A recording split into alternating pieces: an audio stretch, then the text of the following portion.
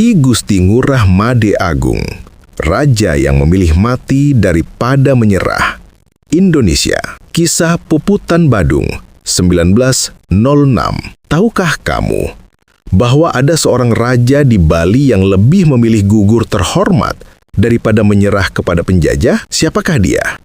Siapa dan mengapa ia memilih mati daripada tunduk? Dialah I Gusti Ngurah Made Agung, Raja Badung yang memimpin Puputan Badung 1906, perang sampai titik darah terakhir demi kehormatan. 1. Siapa sebenarnya I Gusti Ngurah Made Agung? Siapa raja ini? Mengapa ia begitu dihormati? Ia adalah pemimpin kerajaan Badung, seorang kesatria teguh yang memegang prinsip daripada hidup terjajah, lebih baik gugur bermartabat. Ia bukan hanya seorang raja, tetapi simbol keberanian dan penjaga adat Bali yang tidak bisa dibeli oleh kekuasaan siapapun. 2. Apa yang membuat Belanda marah?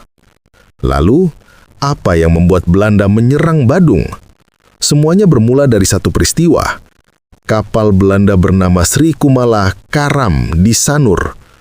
Penduduk mengambil muatannya sesuai adat Bali dalam aturan tawan karang. Belanda menuntut $3.000 sebagai ganti rugi. Apakah raja menuruti permintaan itu? Tidak.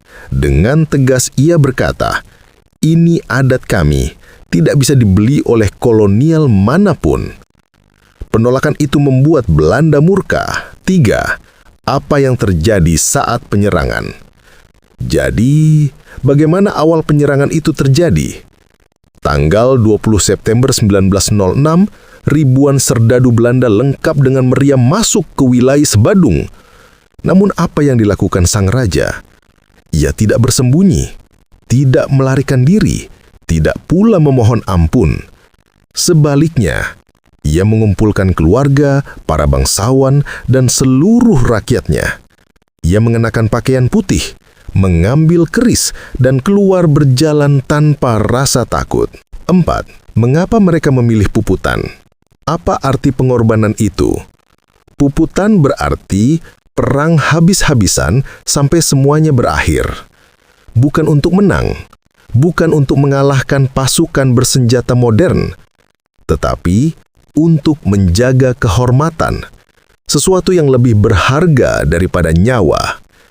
I Gusti Ngurah Made Agung tahu, lebih baik mati sebagai raja merdeka daripada hidup sebagai boneka kolonial. 5. Detik-detik terakhir. Bagaimana momen terlahir sang raja? Di tengah dentuman meriam dan hujan peluru, ratusan warga Badung tetap maju. Tidak ada yang mundur, tidak ada yang memohon hidup. I Gusti Ngurah Made Agung berjalan paling depan, tegak, tenang, berserah pada takdir dengan wajah penuh keberanian.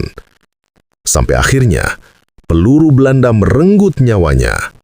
Sang raja tumbang, tetapi kehormatannya tidak pernah jatuh. 6.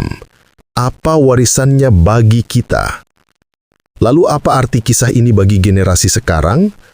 Pengorbanan ini adalah pesan abadi, bahwa kehormatan bangsa lebih berharga daripada hidup itu sendiri. Bahwa penjajahan bisa merampas tanah, tetapi tidak akan pernah merampas harga diri jika masih ada pemimpin seperti I Gusti Ngurah Made Agung. Ia diakui sebagai pahlawan nasional tahun 1993, dan kisah Puputannya menjadi simbol keberanian rakyat Bali. Jadi, beranikah kita menjaga kehormatan seperti beliau?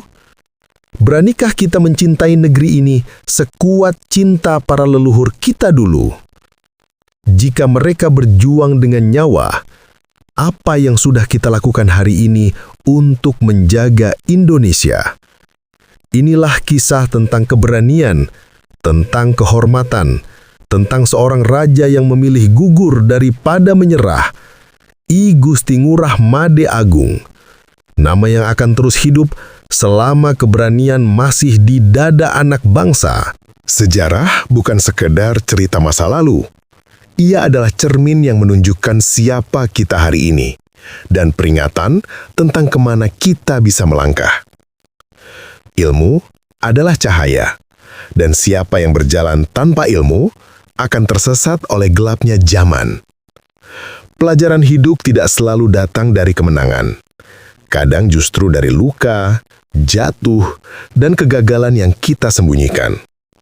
Maka pelajari sejarah, serap ilmunya, ambil hikmahnya, dan jadilah manusia yang lebih kuat dari hari kemarin.